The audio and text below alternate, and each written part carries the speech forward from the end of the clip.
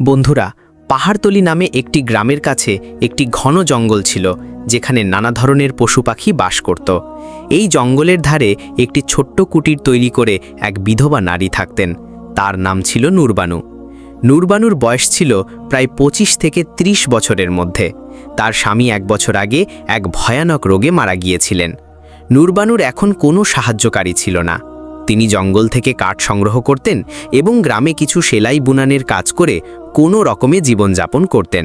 তিনি সুন্দরী ছিলেন, কিন্তু তার চোখে এক গভীর দুঃখ ছিল, কারণ গ্রামের লোকেরা তার সৌন্দর্যের পেছনে তার একাকিত্ব নিয়ে উপহাস করত। কিন্তু নূরবানু কখনো কারো কথায় মন খারাপ করেননি। তার কাছে এখন জীবনের অর্থ ছিল শুধু প্রতিদিনের প্রয়োজন মেটানো আর কোনো রকমের দিন কাটানো। একদিন নূরবানু জঙ্গলে কাঠ সংগ্রহ করছিলেন। হঠাৎ কাছের একটি গাছ থেকে একটি বড় বানর নেমে এসে তার সামনে বসল। নূরবানু বানরটিকে দেখে একটু ভয় পেলেন, কিন্তু বানরটি কোনো আক্রমণ না করে শুধু এক দৃষ্টিতে তাকে দেখতে থাকল। তিনি কিছুটা শান্ত হলেন। নূরবানু ধীরে ধীরে তার দিকে তাকিয়ে বললেন, তুই কে, কি চাস? এতটুকু বলতেই বানরটি মাথা নিচু করল, যেন তার কথা বুঝতে পেরেছে। নূরবানু মৃদু হাসলেন এবং আবার নিজের কাজে মন দিলেন। বানরটি সেখানেই বসে তাকে দেখতে থাকল। যখন নূরবানু কাঠ বাঁধতে শুরু করলেন, বানরটি এসে তার সাহায্য করতে লাগল। নূরবানু অবাক হয়ে গেলেন।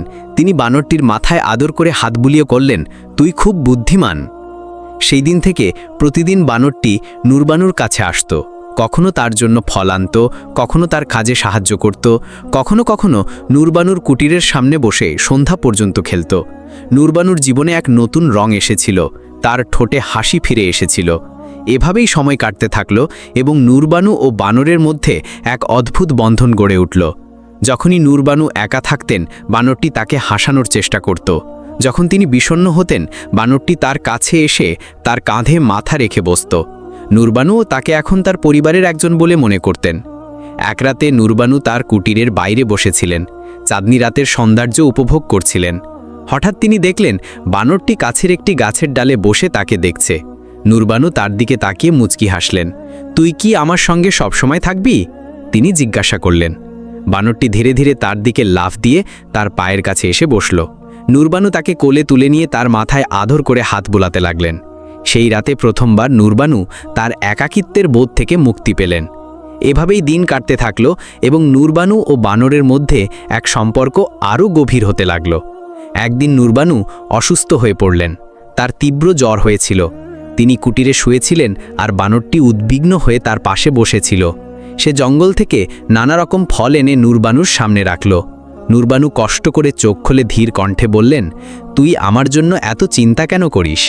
বানরটি তার চোখের দিকে তাকালো। তার দৃষ্টিতে গভীর স্নেহ ছিল, এমন একটি ভালোবাসা যা শব্দের বাইরে। নূরবানু ধীরে ধীরে বানরটির হাত ধরলেন এবং ঘুমিয়ে পড়লেন। বানরটি সারা রাত তার পাশে বসে রইল। কিছুদিন পর নূরবানু সম্পূর্ণ সুস্থ হয়ে উঠলেন। এখন তিনি বানরটি ছাড়া এক মুহূর্তও থাকতে পারতেন না। দুজন একে অপরের অভ্যাসে পরিণত হয়েছিল। নূরবানুর মনে দৃঢ় বিশ্বাস জন্মে নিয়েছিল যে এই বানর কোনো সাধারণ প্রাণী নয়। তার মধ্যে একটি আত্মীয়তার স্পর্শ ছিল, যেন কোনো পুরনো আত্মা তার জীবনের অংশ হয়ে ফিরে এসেছে। এক রাতে প্রবল বৃষ্টি হচ্ছিল। নূরবানু কুটিরে বসেছিলেন আর বানরটি তার পাশে এসে বসল। বিদ্যুতের ঝলকে নূরবানু দেখলেন বানরটির চোখ গভীর এবং উজ্জ্বল হয়ে উঠেছে। তিনি তার মাথায় হাত বুলিয়ে বললেন, তুই কি সবসময় আমার সঙ্গে থাকবি?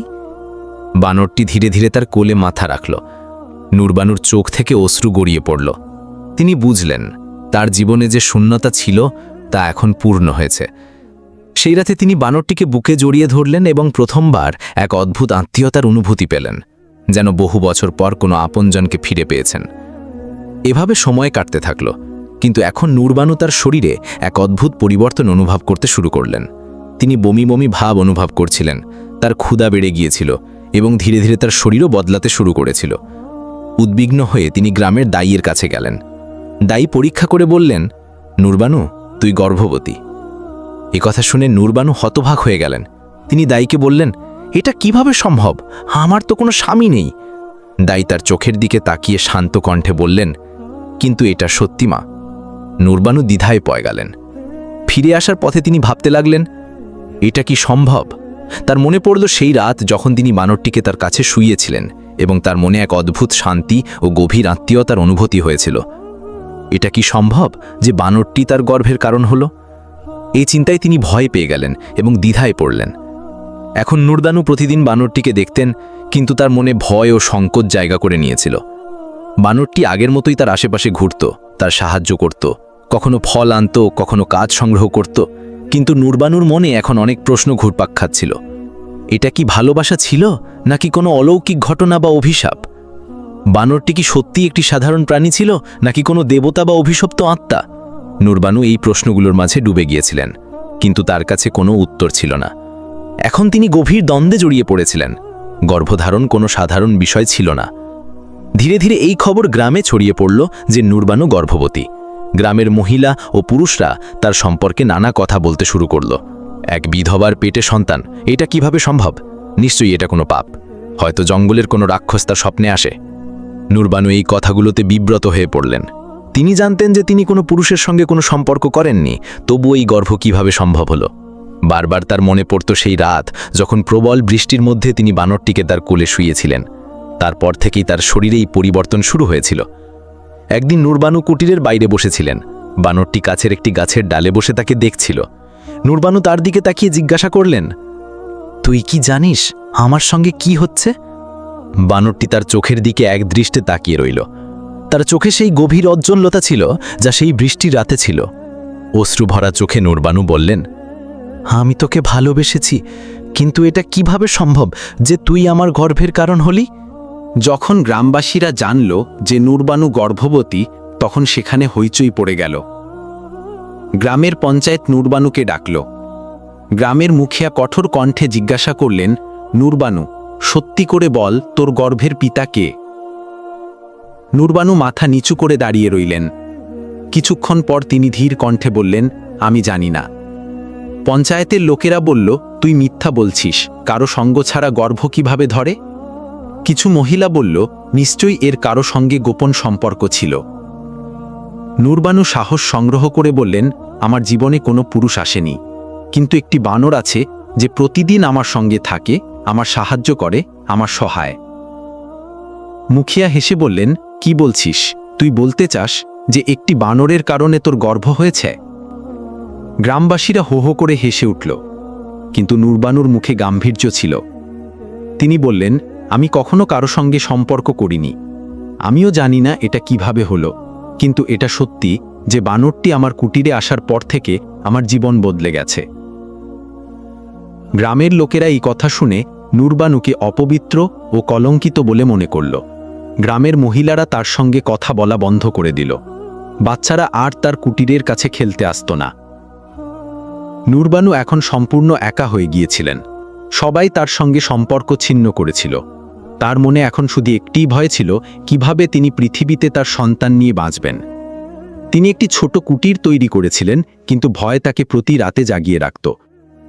তিনি জেগে থাকতেন, তার পেটে হাত বুলিয়ে অনুভব করতেন যে তার গর্ভে বাড়ছে এমন সন্তানের নড়াচড়া বাড়ছে, তবুও তার মন দ্বিধায় ছিল, ব্যাকুল ছিল। একদিন তিনি একা কুটিরে ছিলেন, হঠাৎ সেই বানরটি এলো। ধীরে ধীরে তার সামনে হাঁটুতে মাথা রাখল। নুরবানু তার চোখের দিকে তাকিয়ে জিজ্ঞাসা করলেন, তুই কি আমার কাছ থেকে কিছু লুকাচ্ছিস? বানরটি তার চোখে গভীর দৃষ্টি দিল। হঠাৎ তার চোখ থেকে অশ্রু ঝরে পড়ল। নুরবানু চমকে উঠলেন। তুই কাঁদছিস? বানরটি ধীরে ধীরে তার হাত ধরল। নুরবানু অনুভব করলেন যে এই নির্বাক প্রাণীটির মধ্যেও এক গভীর আত্মীয়তা লুকিয়ে আছে। কিন্তু তার আগেই বানরটি হঠাৎ উঠে দাঁড়ালো এবং জঙ্গলের দিকে চলে গেল। নুরবানু ডাকলেন, কোথায় যাচ্ছিস? থাম! কিন্তু বানরটি পেছন ফিরে তাকালো না। নুরবানু অবাক হয়ে সেখানেই বসে রইলেন। পরের দিন গ্রামে একজন সিদ্ধ ফকির এলেন। গ্রামবাসীরা ফকিরকে নুরবানুর অবস্থার কথা বলল। ফকির নুরবানুকে তার কাছে ডাকলেন। ফকির তার দিকে তাকিয়ে বললেন, তোর গর্ভে যে সন্তান বাড়ছে সে কোনো সাধারণ সন্তান নয়, এটি একটি বিশেষ আত্মার ফল। তোর সঙ্গে কি কোনো পশু জড়িত? নুরবানু মাথা নিচু করে ধীরে ধীরে বললেন, হ্যাঁ, একটি বানর আমার জীবনে এসেছিল। সে আমার যত্ন নিত, কিন্তু এখন সে চলে গেছে। ফকির গভীর নিঃশ্বাস ফেলে বললেন, এটি কোনো সাধারণ বানর ছিল না, এটি একটি দিব্য আত্মা ছিল। কোনো ঋষির অভিশাপের কারণে তাকে বানরের রূপ ধারণ করতে হয়েছিল, কিন্তু যখন সে তোর কাছ থেকে ভালোবাসার অভিজ্ঞতা পেল, তখন তার অভিশাপ ভেঙে গেল। নূরবানু বিস্ময়ে ফকিরের দিকে তাকিয়ে বললেন, এই সন্তান কি সত্যি দিব্য? ফকির গম্ভীর কণ্ঠে বললেন, হ্যাঁ, এই সন্তান মানুষ ও পশুর ভালোবাসার সন্তান, কিন্তু এই সন্তানের জন্মের সঙ্গে একটি বড় সংকটও আসবে। এই সন্তানকে তার অস্তিত্বের জন্য কঠিন সংগ্রাম করতে হবে। নূরবানু ভয়ে কেঁপে কেঁপে জিজ্ঞাসা করলেন, এটা কেমন সংকট ফকির বাবা? ফকির উত্তর দিলেন, এই সন্তান বিশেষ শক্তিতে সমৃদ্ধ হবে, কিন্তু তাকে পাওয়ার জন্য অন্ধকারের শক্তিও সক্রিয় হয়ে উঠবে। তোকে তোর সন্তানের রক্ষার জন্য সব সম্ভব চেষ্টা করতে হবে। নূরবানুর চোখে ভয় ও আশঙ্কা স্পষ্ট ফুটে উঠল। তিনি জিজ্ঞাসা করলেন, কিন্তু সেই বানর কোথায় গেল? ফকির বললেন, সে এখন তার আসল রূপে ফিরে গেছে। সে দেবত্ব লাভ করেছে, কিন্তু যখন সংকট আসবে সে অবশ্যই ফিরে আসবে এবং তোকে সাহায্য করবে। এভাবে ধীরে ধীরে সময় কাটতে থাকল। নূরবানুর গর্ভের আকার বাড়তে লাগল, কিন্তু গ্রামবাসীরা তখনও তাকে সন্দেহের চোখে দেখত। কিন্তু নূরবানুর মনে এখন এক নতুন শক্তি জেগে উঠেছিল। তিনি পূর্ণ বিশ্বাস করতেন যে তিনি তার সন্তানকে রক্ষা করতে পারবেন। একদিন নূরবানু জঙ্গলে কাঠ সংগ্রহ করতে গিয়েছিলেন। হঠাৎ ঘন গাছের মাঝ থেকে এক ভয়ঙ্কর আওয়াজ এলো। নূরবানু দেখলেন সামনে একটি বিশাল কালো সাপ ফনা তুলে দাঁড়িয়ে আছে। ভয় পেয়ে নূরবানু পেছিয়ে পড়তে চাইলেন, কিন্তু সাপটি তার দিকে এগিয়ে আসতে লাগল। ঘাবড়ে গিয়ে তিনি চোখ বন্ধ করে ফেললেন। হঠাৎ বাতাসে একটা হট্টগোল হলো।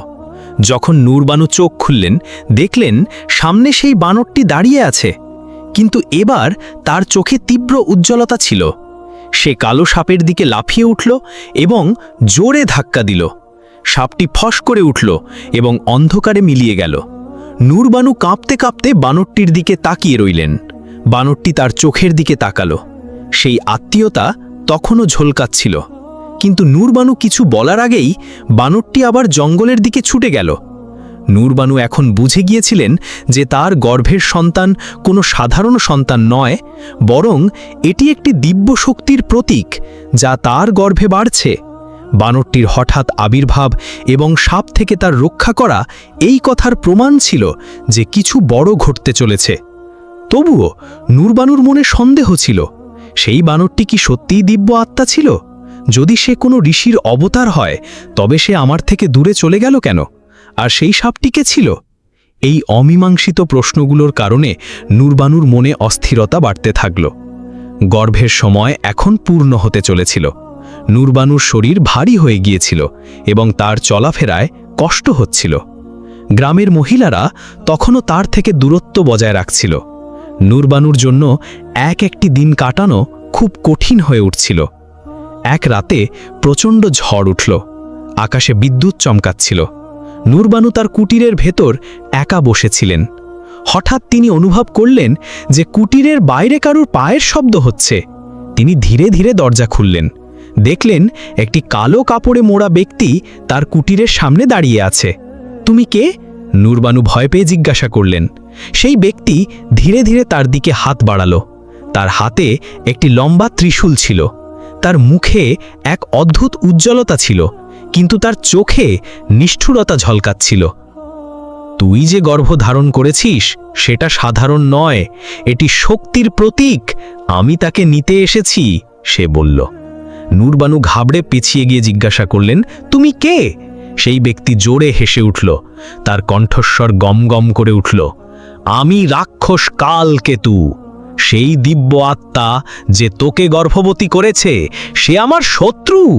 সেই সন্তানকে জন্মের আগেই ধ্বংস করতে হবে। যদি তাকে জন্ম নিতে দেওয়া হয়, তবে সৃষ্টির ভারসাম্য নষ্ট হয়ে যাবে। কালকেতু গর্জন করে বলল। নূরবানু কাঁপতে কাঁপতে তার গর্ভে হাত রেখে বললেন, তুমি আমার সন্তানের কোনো ক্ষতি করতে পারবে না। কিন্তু কালকেতু জোরে হেসে বলল, আমার থেকে বাঁচা অসম্ভব। সে নূরবানুর দিকে এগিয়ে আসছিল। হঠাৎ জঙ্গলের ভেতর থেকে একটা গর্জন শোনা গেল। নূরবানুর চোখের সামনে অন্ধকারে দুটি জ্বলন্ত চোখ ঝলকালো। কালো মেঘের মতো একটি বিশাল আকৃতি প্রকট হল। সেই বানরটি ছিল। সে এক লাফে সোজা রাক্ষস কালকেতুর সামনে এসে দাঁড়ালো।